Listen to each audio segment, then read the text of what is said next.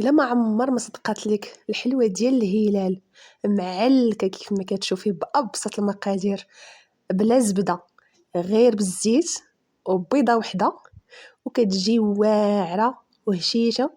تبعوا معايا الطريقه كيفاش كنصايبها، اكيد غادي تنجح معكم. بسم الله على بركه الله. غادي نحتاجو هنايا بيضه وحده، غادي نضيف عليها كاس ديال العنبه ديال الزيت، زيت المائده. غادي نضيف عليها واحد الساشيه ديال الفاني وقبيصه ديال الملحه، وكاس ديال العنبه ديال سنيده اللي كتكون من الافضل تكون رقيقه، ما تكونش ديك سنيده الغليظه. صافي غادي نخلطوا هاد المقادير كيف ما كتشوفوا، غنخلطوا مزيان. تنحسوا بديك سنيده دابت ضروري، كنخلطوا غير بيدينا. هذه ممكن نقول لكم ابسط حلوه ممكن توجدوها، اللي كتوجد دغيا، زعما ما كتكلفش لكم الوقت وكتجي فعلا كتجي بنينه. صافي كما كتشوفوا معايا كنحك ديك سنيده مزيان ضروري حتى كتنسجم ليا مع ديك البيضه وداك الزيت.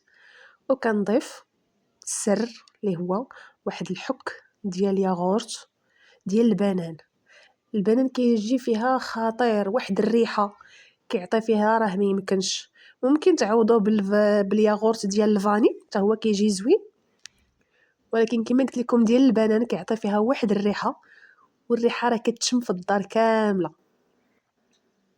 صدقوني كتجي رائعه. كنخلط داك الياغورت ما كيبقاش يبان حتى هو كينسجم ليا مع المكونات الاولين.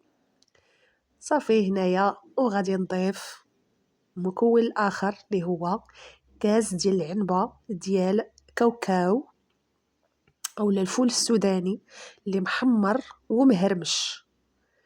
كون مهرمش باش كنحسوا بديك الطريفات ديال الكاوكاو في الحليوات ديالنا.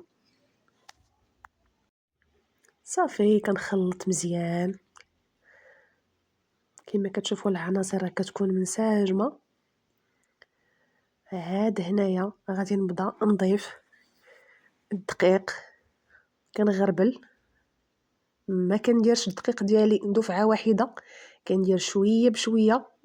كنجمع، كنزيد واحد الساشيه ديال خميره الحلوه، خميره الحمراء غير وحده ديال 7 غرام راه كافيه. صافي كنبدا نجمع العجين ديالي غير كما كتشوفوا بالاطراف ديال الاصابع، راه ما كنعجن ما حتى شي حاجه، غير كنجمع. وانا كنضيف الدقيق بشويه بشويه، ما تضيفوش الدقيق دفعه واحده باش ما تكونش العجينه قاصحه وتجيكم الحلوه قاصحه. ضروري كما قلت لكم كتضيفوا شويه بشويه، ما كتضيفوهاش يعني خطره واحده. صافي كما كتشوفوا معايا انا غير كندور في العجينه وهي كتجمع. كنحاول داك العجينه اللي كتكون لاصقه ليا هذا في القصريه، كنحاول انني نجمعها. كما كتشوفوا معايا راه ما كندلك ما حتى شي حاجه، كاع داك الدقيق اللي كيكون لصق ليا في اليدين ولصق في القصريه كنحاول انني نجمعو غير بداك الشيء اللي بقى. انا راه ما قطعتش كاع من المقطع باش يبان لكم كيفاش كنجمع.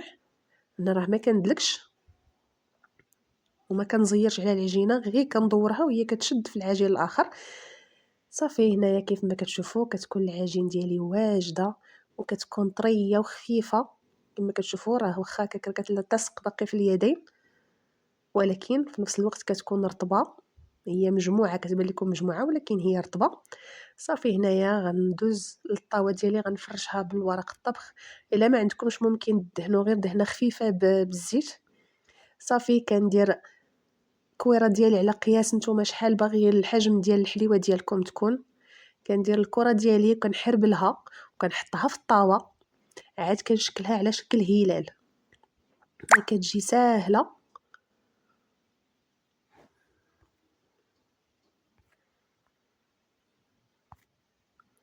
الشكل راه باين.